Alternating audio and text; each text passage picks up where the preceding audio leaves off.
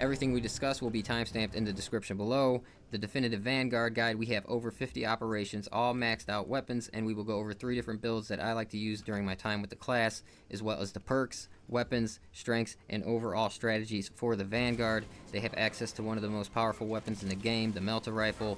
They have increased parry windows. We will go over parrying, as well as their grapple hook, which gives you extremely good traversal around the map.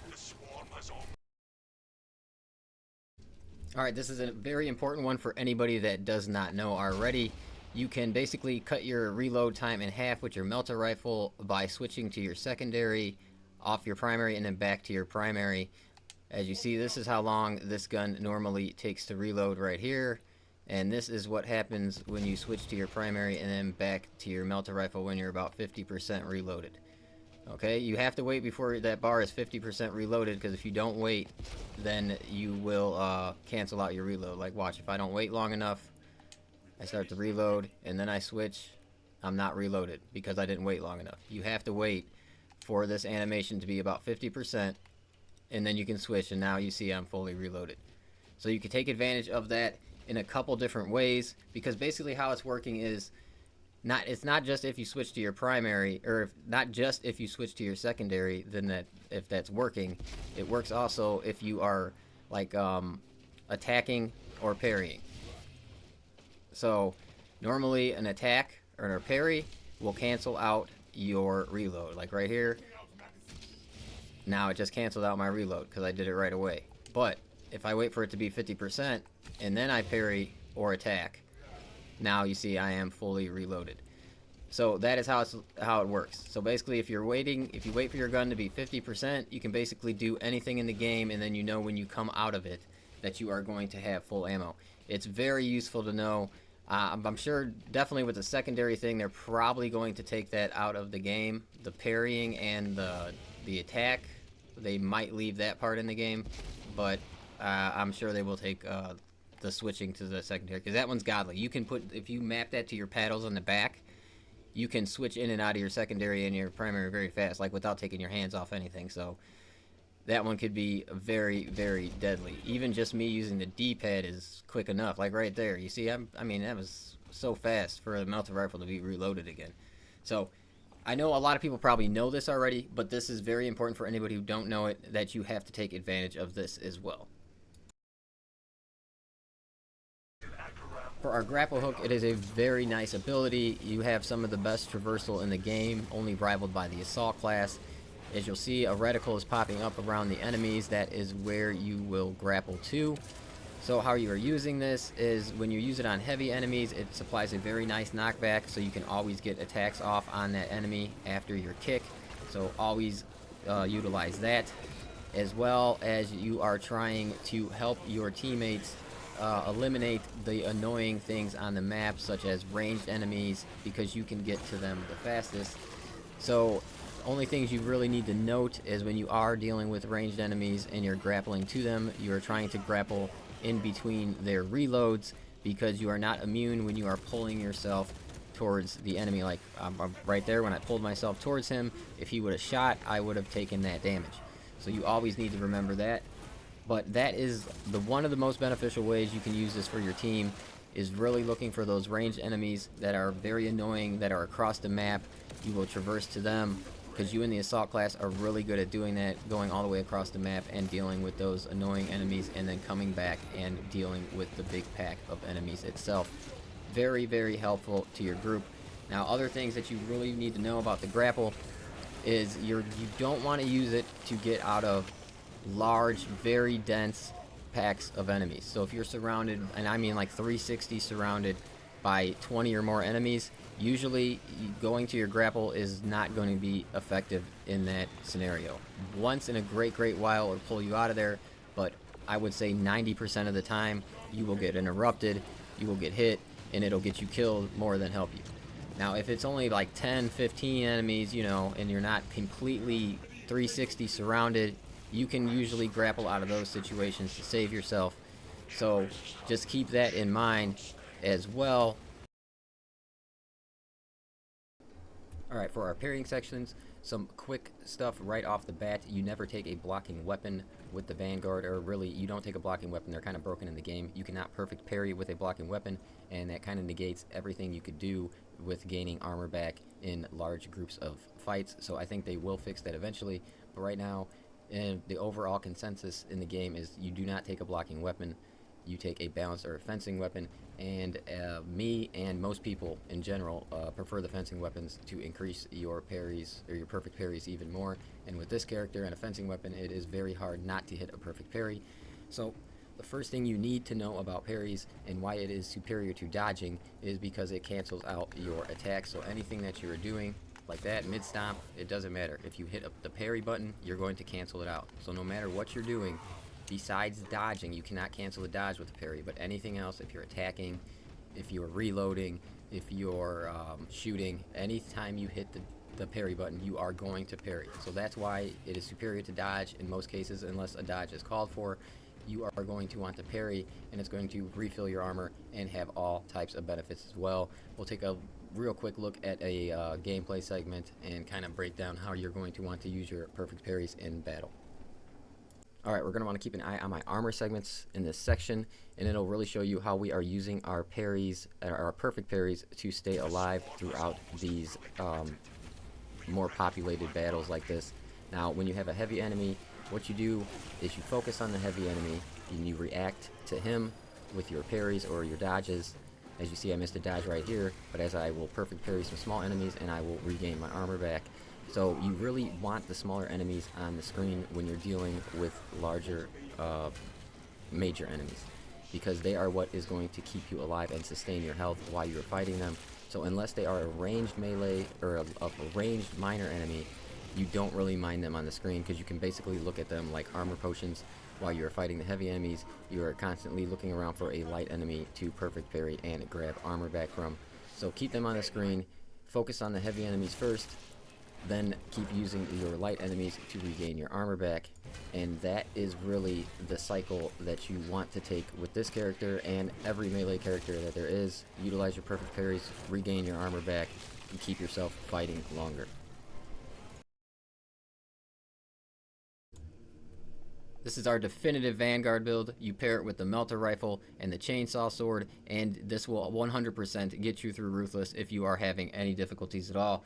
First, you want Melee Mastery. Melee damage increases by 10% against major level and higher enemies. We also have 10% against majors on our Chainsaw Sword, so that gives us 20% against major enemies. Next, we have Duelist. Perfect parry window increases by 50%. One of his strongest perks. You get it at level 2. I use it on every single build that I run. Next, we have Retribution. After you are grabbed or knocked back, you deal 20% more melee damage for 10 seconds. Now, the reason I don't take this for the perfect dodge window is doubled. It is because my life has to be less than 50%, and you'll notice later on when I talk about the perk, you are very rarely less than 50%. So I really like this, and this is a lot of extra damage. 20% is a lot, and 10 seconds is a long time. So next we have Inner Fire. All squad members can restore ability charge by 15% by performing finishers. A very, very strong team perk. I recommend usually always taking that perk to help out your team the most. Next we have Shockwave. Diving Kick additionally deals damage in a 5-meter radius. It's the strongest one in this row, and it's nice to have the AoE damage tied to your Grapple Kick. Next up we have Tip of the Spear. Enemies hit by a Diving Kick take 15% more range damage for 10 seconds. After you diving kick something and then you start shooting them with the Melter Rifle, and then you add that 15% damage onto it, it is very, very deadly. Next up, Combat Readiness. Grapple Launcher recharges 20% faster. We want to be grappling around the map as often as we can, so that is why we take that one. And this one, possibly the best signature in the game. Melee kills of major level or higher enemies restore health by 10%. You'll look up 1 second, you'll be at 25-30% health. The next time you look up, you're going to be at like 50 or 60%. It is a very strong perk, and like I said, one of the best signatures in the game. Alright, for our melee options, we have the Chainsaw Sword and the Combat Knife. Now, the Chainsaw Sword is superior, but let's just face facts, the Combat Knife is just awesome and fun to use sometimes. So let's go over what perks you're going to want to take with both of these. And basically, how I see this as when you are choosing either balance or fencing, because you are never choosing blocking ever in this game. Don't ever choose blocking until they fix it, because it's basically broken. You cannot perfect parry with a blocking weapon, so that means you cannot gain armor back, and it negates everything about this class in general. So you always go with a fencing choice of the weapon. And you notice that on the top left, right there it says defense, on the bottom says block. Yeah, do never pick those. Balance or fencing. But how I seen how it works for this class with his 50% extra parry window is it almost makes a balanced weapon into a fencing weapon, or, and then a fencing weapon just even more godly in parrying as it already was. So, but with the chainsaw sword, I cannot stand the speed on this weapon right here, which is the balanced version. It has a 1 speed, so I never take that. I always go with the Aquilian dedication and with the fencing version, so you are just parrying that much easier. And with this weapon, we were looking for mostly our damage, our melee damage, and our melee damage against major level enemies. And we end up getting 20% in our melee damage and a 10% in our major damage over here, and then also just an extra 10% base damage to whatever we're fighting, because these are the only 2 enemies in the game. And then this will add the trampling stride, will add an additional stomp to your stomp. It is sometimes difficult to get this to work. It does work though. It's finicky. It says to hold down the attack button, but that is not really how it works. You have to hold it down to initiate your first stomp, and then you have to let go and then hold it down again. That's how I seem to get it to work. Just holding it down, I never get it to work. So just anybody who's having trouble with that, try that out. And then for our knife setup, there is one perk on the knife that I find to be just like the best perk that you have to go for, and it is on this bottom line right here. It is called Shoulder Bash. Replaces distance stab with shoulder bash while evading or sprinting. So when you're diving or you're sprinting, this will get rid of your stab and make it into a shoulder bash, and it seems to knock down big groups of enemies, which is a problem for the knife in general.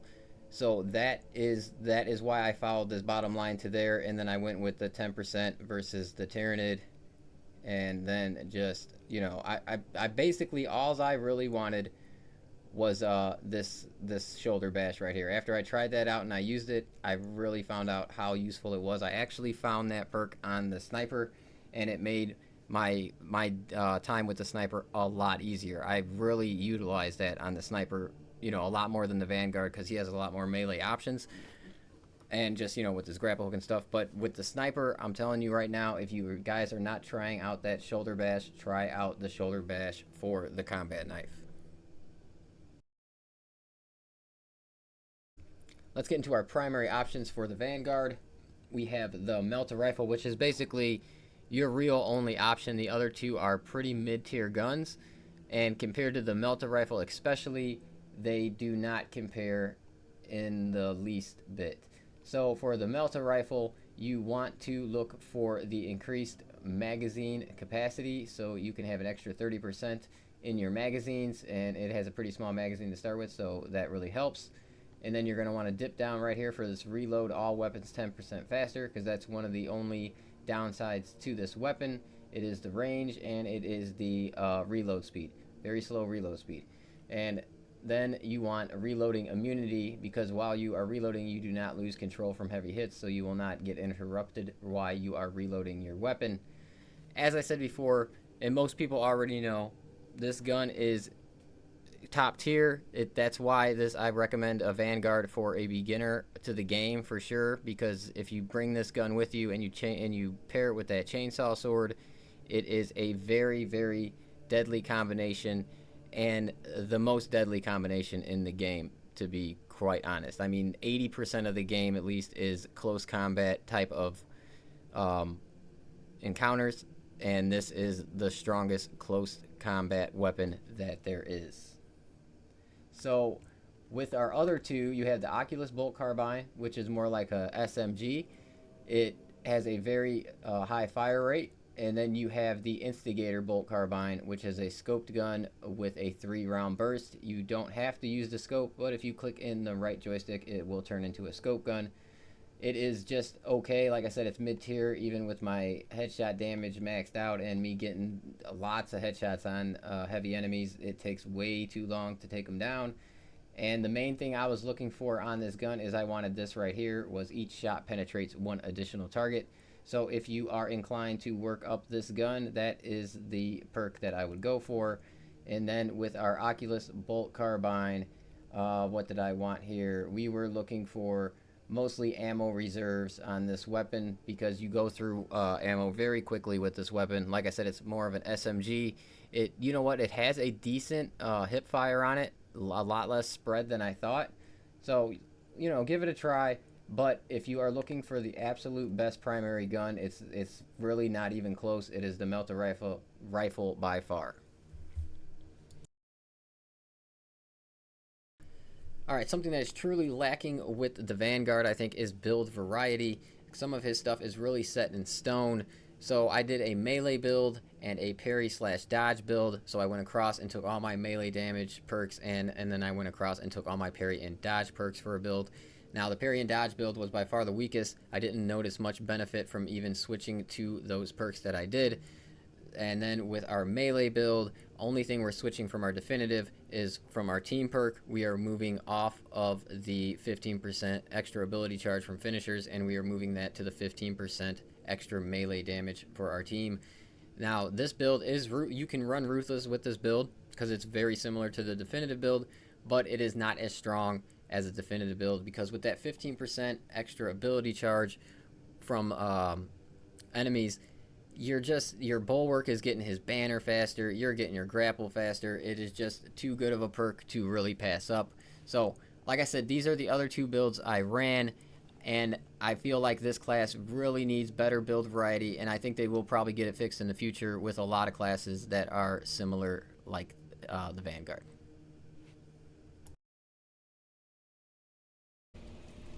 The Vanguard, I find him most effective when he is using his grapple hook to leave the main pack and deal with nuances that are around the map that are further from your group, and then coming back into the main pack and dealing with what is left. Very strong class. You pair him with the Melta rifle. How I like to play him was about 60% melee, 40% range. I would usually use my Melta rifle when it was dire, like necessary. I had a lot of heavies on me, and anytime I would see my contested health, that is really when you want to use the Melta rifle with this character. He's not like the tactical. You don't have as many ammunition perks to keep this gun going. So how you're doing it is you're about 60% melee, 40% busting out your Melta rifle, hitting everything around you, using it to gain back all your contested health, and then using your perfect parries to keep your armor up so you don't even get down to your contested health to begin with.